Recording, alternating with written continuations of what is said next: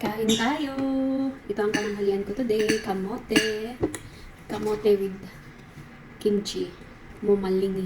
Partner ko sa kamote. Ganito. Ganyan.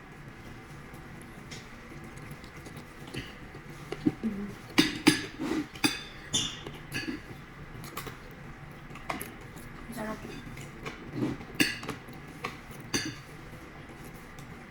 Ganyan ang Korean style. Na-partner nila sa kamote ang kimchi.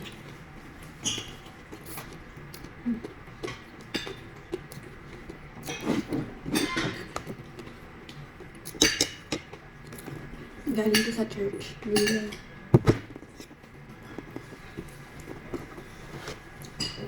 Itong ano, parang ano, ito yung diba, Ate Vilma, anong pangalan nito? Yung inaano nilang mamalingi, yung kinukuskus nila na puti, parang radish. Ay, ano, parang ginseng? Bigyan mo na yan bago kimchi.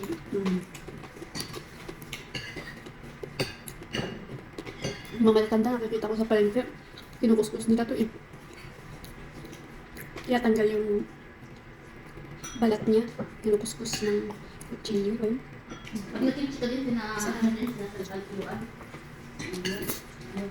Pag nag-kimchi ka.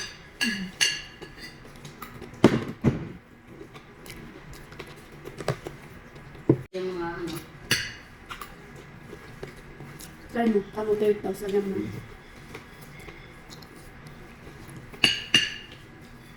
Nakadalawang ano na ako, kamote. Pareho lang silang sauce ng kimchi at saka kapalo. Yung mixture nila, parehas lang. Malutong-lutong.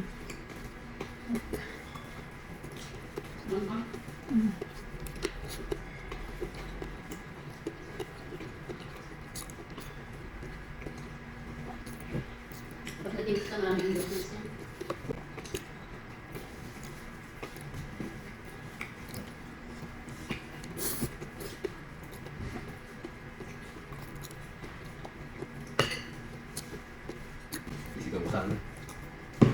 Steam mo lang, nilaga. Sarap.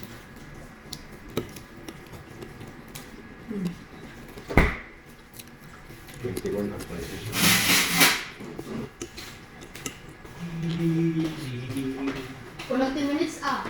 10 minutes late na nga ako, 50 na. Kaya nga dito. 20 minutes na, 20 minutes. Hindi mo na.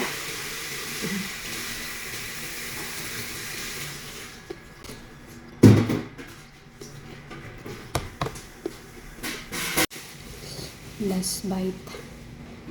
Yan ang pass. Hop. Ay, sandupsal.